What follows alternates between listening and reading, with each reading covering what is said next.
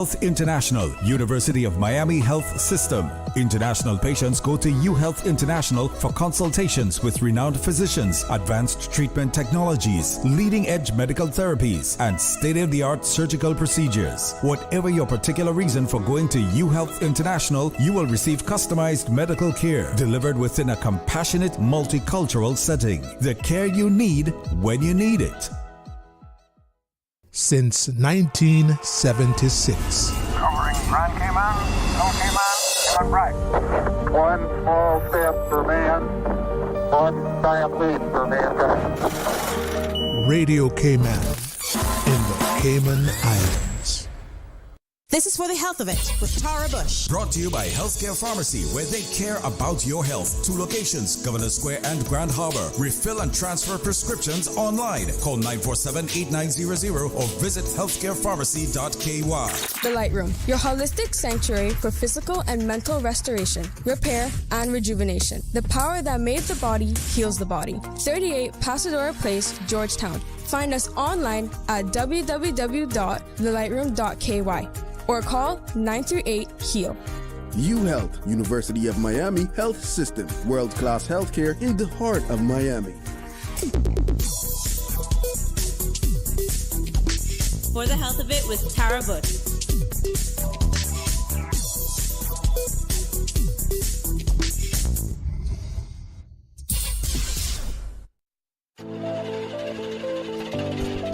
Running on empty? Feeling depleted? Health and wellness comes down to one essential factor: energy at the cellular level. Our body is designed to support, repair, recover, and heal, but it needs the right environment. At the Lightroom, our energy enhancement system is that right environment, a balanced bioenergetic support for your body's natural processes. Don't wait until your energy is depleted. Recharge and keep optimized. Start today. The Lightroom, advanced energy therapies that work. We're in Pasadena Place. When I first started going to Healthcare Pharmacy, it was because it was convenient. But over the years, I continued to shop there because I trusted them. One day I was picking up my prescription, and the pharmacist noticed an over-the-counter medication in my basket. She said, "I hope that's not yours. It will interact with your prescription." And I thought, wow, thank you. Trust is so important when it comes to your health. Healthcare Pharmacy with 2 locations, Grand Harbor and Governor Square, where they care about my health. There's nothing more important than your health, and seeking expert healthcare with physicians you can trust is what you deserve. UHealth, the University of Miami Health System, offers peace of mind to you and your family with a first-class experience. Our patient coordinators assist with everything you need before, during, and after your stay with us. As South Florida's only academic-based health system, UHealth offers cutting-edge treatment, compassionate care, and life-changing results just a flight away. Learn more at umiamihealth.org/international. Hello and welcome to For the Health of It. I will be interviewing Dr. ANITA Rowe from Health City, Cayman Islands, and TANA Kelly from the Cayman Islands Breastfeeding Support Group, and we will be talking about breastfeeding for a sustainable start in life, strengthen what works. We'll be discussing the benefits of breastfeeding, the challenges, because even though this is quite natural, it can be not so natural, and the support that's available here. Welcome to For the Health of It, Dr. Rowe and TANA Kelly. So, what do you all want our audience to leave here with today after this interview? I personally think there's not enough awareness of the Cayman Islands Breastfeeding Support Group. It's totally free. We're having a 3rd conference, which is open to the general public, and that's also free. So just the support that Cayman actually does have this, I think a lot of people don't know, and it's under the radar. And it's important to be supportive of new moms, especially breastfeeding new moms. And when is the conference? The conference is October 1st, which is a Thursday. It runs from 4 to 7 on the Thursday, and then it is on October 2nd, which is the Friday. It runs from 9 a.m. to 4:30. p.m. Okay. And on your side, Dr. Rowe, what do you want the audience to think do? every woman should be aware that breastfeeding is one of our best option and the best thing that we can do for a healthy start to a baby's life. And just being aware and being able to do everything that she can with the support of her family and healthcare professionals and groups like we have here with TANA, she can make a difference to the baby's life, health, and her own health. Why is it so important? So, breastfeeding is nature's gift to us. You know, it is the most complete nutrition that a baby can get. And the beauty of it is that the composition changes with the needs of the baby. It also gives a lot of immunity. You know, the babies who are breastfed have natural immunity to chest infections, diarrhea, colds, and they also, we know that as they grow up, they have less allergies and less chance for something called SIDS, that is sudden infant death syndrome. So it's the most beautiful thing that a mother can do to her baby to ensure that he or she has a good start in life. But what makes it so difficult then for a mother to begin breastfeeding? Is it latching on? Is it time? Is it her own nutrition? What is it? So I think it's a combination of many factors. The first thing is awareness that this is a beautiful thing and this is an essential thing. So if she is trained in her mind and she's aware of all the benefits, that itself is a deep-rooted motivation for her to continue breastfeeding. The second thing is the support and the challenges that she faces in terms of exhaustion and, you know, a little bit of familial pressure, like people might say, maybe you're not producing enough, maybe the baby needs more milk. And the third thing is that it is not very easy. Though we say breastfeeding is natural, it does not come naturally. It requires a bit of training, time, commitment, and I think sustainability is a big thing. So, okay. I agree. I think having good support in the family, obviously, when you get home, and also in the hospital. A lot of times, you know, depending how a woman's delivery goes, that influences how she is, how successful breastfeeding she is, and also when milk comes in and things like that. I think if people can persevere, I think through the first, I'd say 3 weeks, it usually gets easier. But the first 3 weeks is your body's recovering, you're exhausted, you're running on fumes for lack of sleep. So it's important that I think a mom, if she is having struggles, that she reaches out and is not afraid to reach out, because I think that's a lot of this stigma against using some help, and it's free. For the Cayman Islands Support Group, we offer this free service. We're so lucky to have it here. I was a breastfeeding mom 20 some years ago, and I was born in the 70s where, you know, everyone's bottle fed. So I chose to breastfeed all 3 of my children because it's so much better for the children for so many different reasons. And to me, it's a no-brainer. And I think if you educate somebody the fact that what the positive sources of breastfeeding is, and you start to factor in, you know, I mean, obviously, thank God we have formula if it is needed, but this is something your body produces naturally, and this is something that is easy to come by usually. So we want to get a mother in that frame of thought, so it's not looked at as, oh, this is annoying, or it's a burden, or it's more complicated, because it really isn't. And factoring also in how much you spend on formula, how many bottles you use, sterilization, because breast milk is a lot more natural. It doesn't go off as quick. So all those factors in, I think if a mom really thought about it, she'd be more keen. But, you know, we also want to support mothers generally, so we don't want to put them off. This is a delicate question because I do believe, I don't have actual statistics from this, so I do believe most of our births in Cayman, or a significant number, are of single moms. Mm. That must be a factor in the lack of support.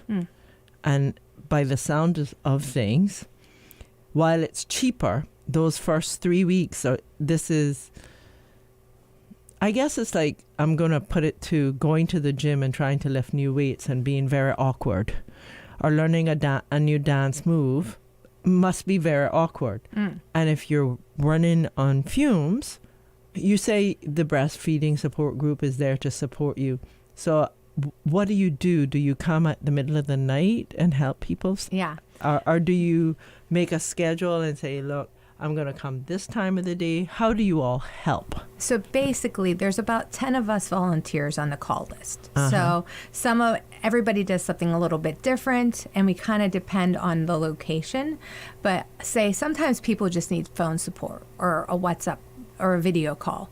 But then there's other times where I've had people call me and they're in tears, and you know that you had to physically be present, because that's not something you can offer over a phone or, so, and that's the nice thing is, obviously we all have lives and stuff like that, but it's always like a bank holiday or something like that when somebody calls. And, sometimes I spend an hour, sometimes I spend an hour and a half, sometimes it's just a half an hour, but sometimes it's just encouraging a mother that it's okay. You're doing okay. And you're doing it. It just to kind of encourage them to realize that it's so important to keep going, which is not always, when you're in the fight and flight response, sometimes it's easier to give up. And if they can keep on going, it's great for mom and it's great for baby.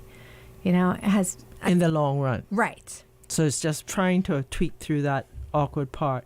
And Dr. Rowe, you had said earlier that, if I remember correctly, it's even good for the baby for avoiding or helps with SIDS, that doesn't happen. That certainly must be a big factor. So it helps with immunity, right? You go ahead with the list again, just to reiterate, we learn by repetition. So it is definitely the most complete nutrition that a baby can get at whatever month of life the baby is, and the food gets adjusted according to the baby's needs.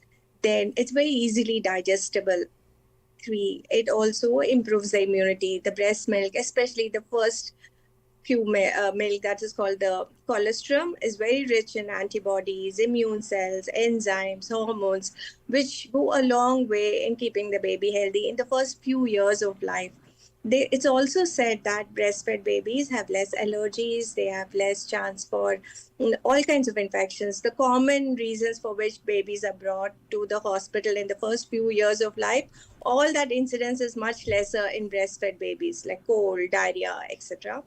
And I think in the long run, like over 3, 4, 5 years, or early childhood, late childhood also, the chance for obesity, type 2 diabetes, all that is much lesser in breastfed babies. Now, I know from being around some friends who are mothers that I've heard their mother or their relatives tell them, well, maybe you're not producing enough milk.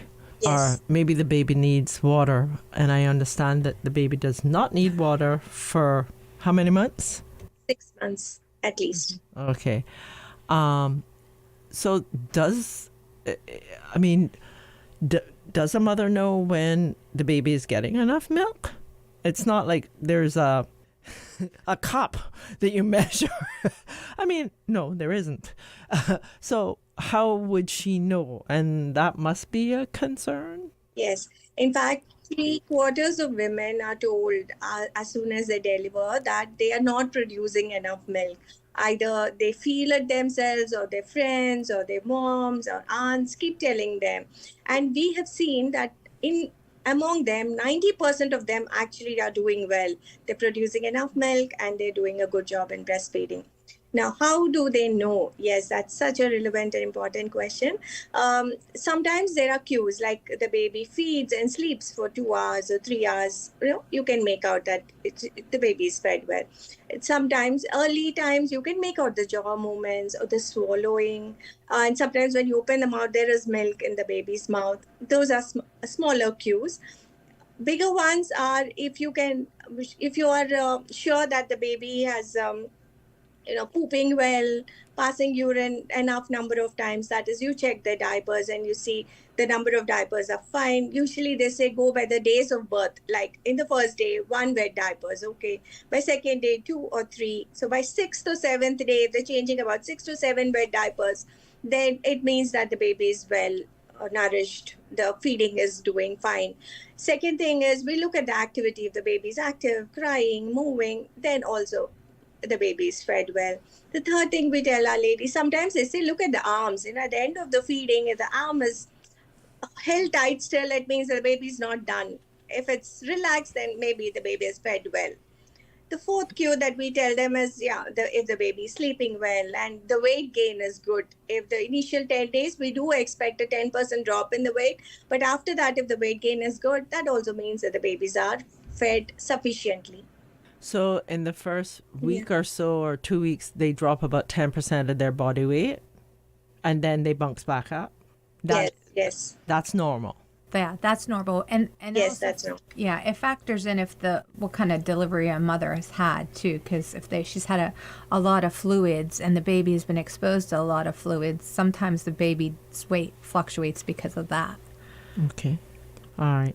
We discussed that breastfeeding can be challenging and that in the early days. What are some of the common difficulties mothers experience and how can they overcome them? Do you think that was answered well enough or do you want to? Yeah, I mean, sore nipples is the biggest thing, right? I feel like if a mom is having sore nipples on latch, and I've seen women, including myself, who have been kicking and screaming literally with the baby on latch. So if you can get a good latch, that kind of helps the process be more successful. I'll go out sometimes when people are saying I'm still having a sore, and it could just be a little tiny tweak. It also could be the way the baby's tongue is. If it's not actually swallowing properly, that could be an issue. So just like kind of critiquing these little tiny issues that aren't huge things, but just little things to help the mom kind of get better grasp of, and they're tired, they're recovering, they're postpartum, so they might be a little bit like, oh, I'm putting this baby on and I'm exhausted, so I'm not really paying attention to what I'm doing. So you just need to say to them, make sure you're stomach to stomach with baby. The latch is good. You're not hearing anything too. That's another thing. If a baby is making like a lot of noise when latched, that usually is a sign that the baby is actually not latched on correctly. So, those are things we kind of look for when we go out. And sometimes it's just like, I think it's you don't see, when you're giving a baby a bottle, you're seeing exactly what you're putting in. But when you're breastfeeding, you're not seeing that. But a baby's stomach is very small to start out with. It's the size of a cherry. Within that first couple of days, it becomes the size of a walnut. And then it goes into, so at the end of the month, it's about the size of an egg. So they don't need a lot, but they feed often because breast milk is so easily digest. It is not the way that you get from a formula kind of binds them up and keeps it in there. It does come out more regularly than a formula-fed baby. So I think if you can get somebody with that train of thought, it seems like I'm feeding a lot, but it's also going through and it's passing through the gut much better, and also it's better for the gut, especially that first initial couple weeks when you're getting the colostrum, like Dr. Rose said. The colostrum is liquid gold for all babies, and if you can even that's what I would suggest. If you can breastfeed a baby for that bit, it's really good for the baby. What about a baby who has colic? How do you reconcile that with a mother? I mean, is it the breast milk causing the colic, or is it, a digestive problem, or, is that a question for you, Dr. Rowe?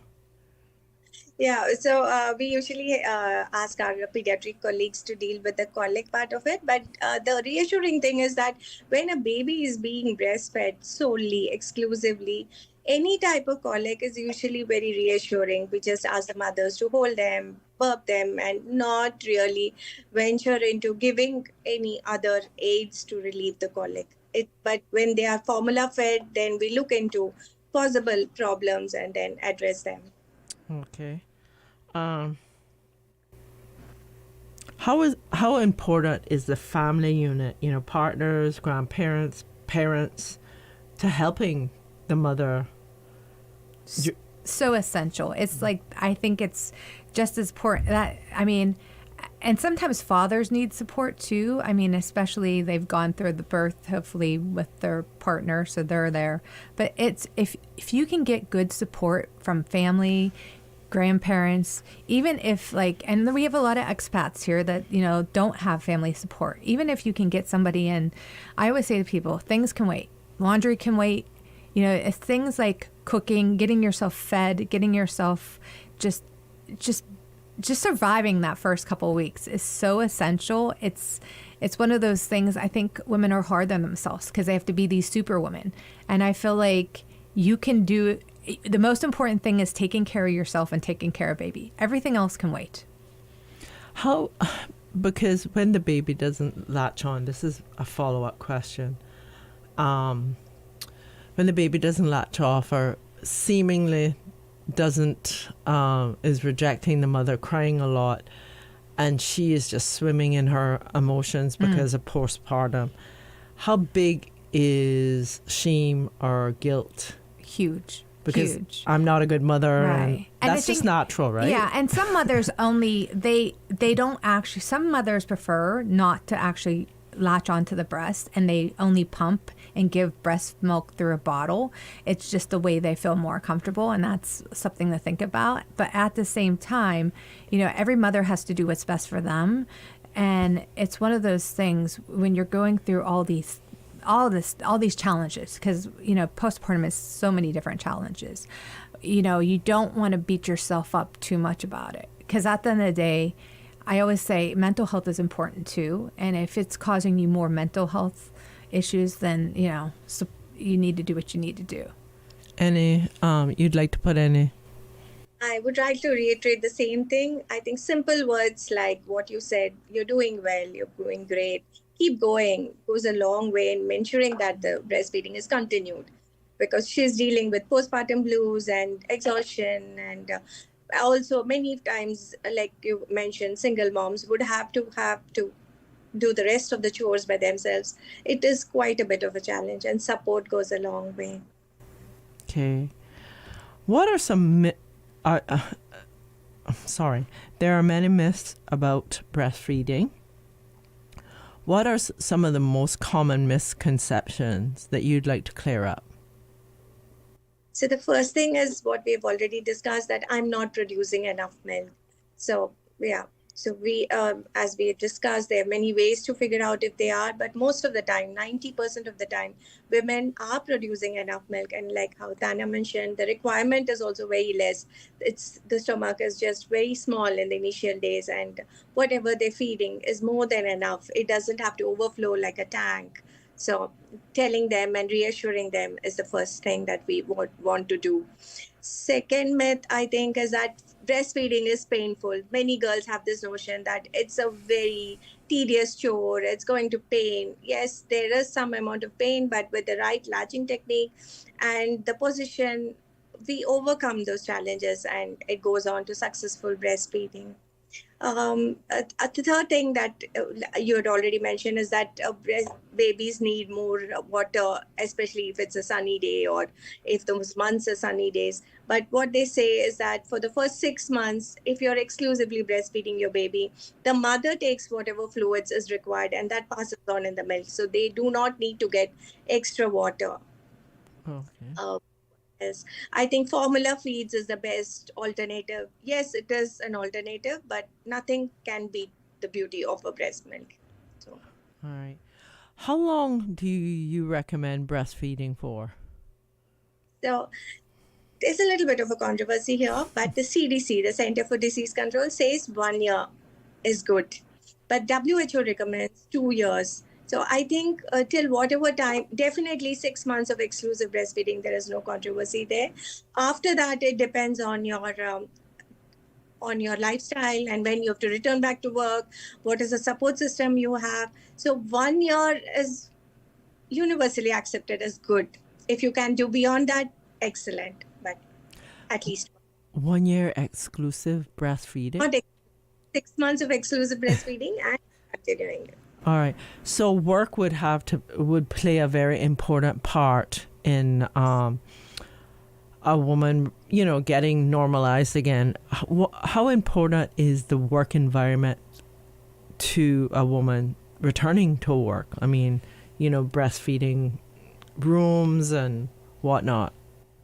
Yes, absolutely important. I think the first thing we have to begin with is to see if they can get paid maternity leave as much as possible within their curriculum or norms, because that would encourage mothers and give them the comfort and strength to feed their babies for a longer time. Second, when they do return to work, we tell them to make sure that there are safe places and more private places, not the bathrooms, for feeding or expressing the milk. Clean storage areas like clean refrigerators, a little exclusive. We don't want everyone to see what she has pumped out and where she's storing that. Then flexible breaks, so that she can step out once in 2-3 hours and maybe express, or if the baby's nearby, go breastfeed and come back. Like all these go a long way. Okay. What resources are available in the Cayman Islands for mothers who need breastfeeding support before or after their baby is born? So obviously there are the parent craft classes at HSA. I think Health City also offers a parent, like a child pre-childbirth class. I always think it's good to take these classes if you're serious about breastfeeding, so you have an idea. Some people don't. They go in it kind of blinded, and I think it can be quite shocking if you weren't expecting some of the things so definitely educate yourself. There's so many resources online that the nice thing about the breastfeeding support group, we are doing these conferences now once a year, and so we encourage people that are expecting, have had babies, also healthcare workers, because the more support you get in the community and the more understanding there is, the easier it is for mothers. And and back to what you were saying about work is, women that breastfeed, usually their babies are less sick. So they're taking less time off work to deal with sick children. So that's something to bear in mind as an employer. Like, ideally, you want healthy employees and you want healthy children employees, because that makes a huge difference. And TANA. Sorry, TANA was saying that Health City offered breastfeeding support. Do you want to talk about what they offer, Dr. O? Yes, so we have a team of midwives and nurses, and we especially are proud of our midwives who give beautiful classes, and they give one-to-one breastfeeding support and advice and prepare them about what to anticipate and how to overcome the challenges of the first few days. And also when they deliver with us, these midwives are there to give one-to-one support personally and help them overcome the first 2 challenging days of breastfeeding. Okay. This is a question for both of you. Finally, what message would you like every expectant parent to hear about breastfeeding and giving their child the best possible start in life? I'll start with you, Dr. O, and finish with you, Tanya. So message-wise, I think we have to reiterate that every breastfeeding journey is unique. It may not always be easy, but with the right information, patience, and support, many challenges can be overcome. And they say it takes a village to raise a child. It also takes a village to breastfeed a baby. It requires support of everybody, the family, the health professionals, the employers, husbands, of course, and anybody else who can pitch in and keep the breastfeeding going for as long as possible.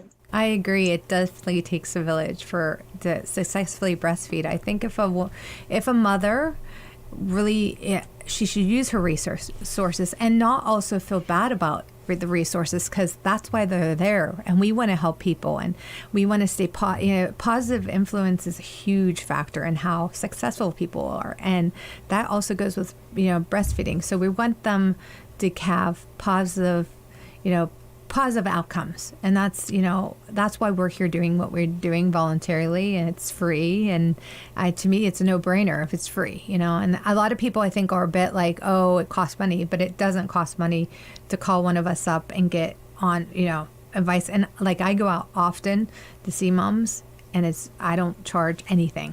Okay. Thank you so much for your important work for the Cayman Islands Breastfeeding Support Group. There is a conference, real quick. What's the date? Yeah, so the date is October 1st, and that's a Thursday it starts, and it's from 4 to 7 on that Thursday. And then it continues on Friday, October 2nd, and that starts at 8 to 4. So, okay. And it's all day that day, and it's free. There's some great speakers. We have a speaker coming in from the States. We also have local speakers. I think Dr. Rowe might be a speaker. I'm not sure. But she said yes. Yes. Okay. And I think it's really good. Every year gets a little better because we learn from each year, and this is our 3rd year. Okay. Thank you so much, Dr. Anita Rowe and TANA Kelly.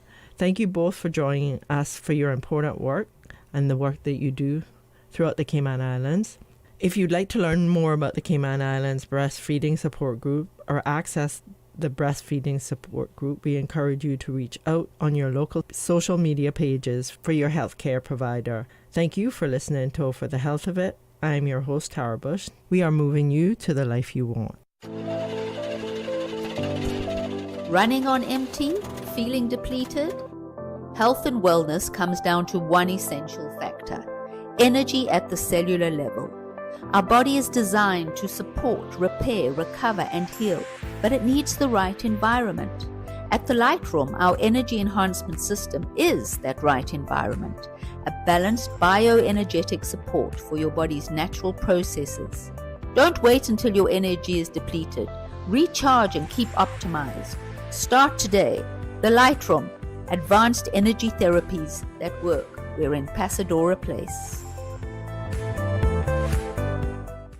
Your health is everything, and it's important to have a doctor who cares. Dr. Sidney Ebanks, proud Caymanian, has a big heart for his community, specializing in complex cases, urgent care, and preventative medicine. Dr. Ebanks offers over 20 years of experience. He listens to your needs, your frustrations, and what you're experiencing. He treats more than just the illness. He treats you. Dr. Sidney Ebanks, where care meets compassion, because every patient deserves a dedicated doctor who cares. Call Dr. Ebanks at Grand Harbor Medical today at 949-4309.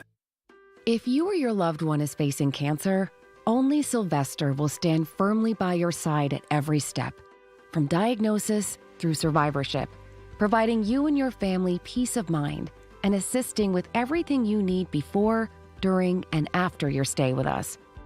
Sylvester Comprehensive Cancer Center is South Florida's only NCI-designated cancer center and specializes in treating the most complex cancer cases. Your first-class cancer care is just a flight away. Learn more at sylvester.org. This is For the Health of It with Tara Bush. Brought to you by Healthcare Pharmacy, where they care about your health. 2 locations, Governor Square and Grand Harbor. Refill and transfer prescriptions online. Call 947-8900 or visit healthcarepharmacy.ky. The Lightroom, your holistic sanctuary for physical and mental restoration, repair, and rejuvenation. The power that made the body heals the body. 38 Pasadena Place, Georgetown. Find us online at www.thelightroom.ky or call 938-HEAL. UHealth, University of Miami Health System, world-class healthcare in the heart of Miami. For the Health of It with Tara Bush.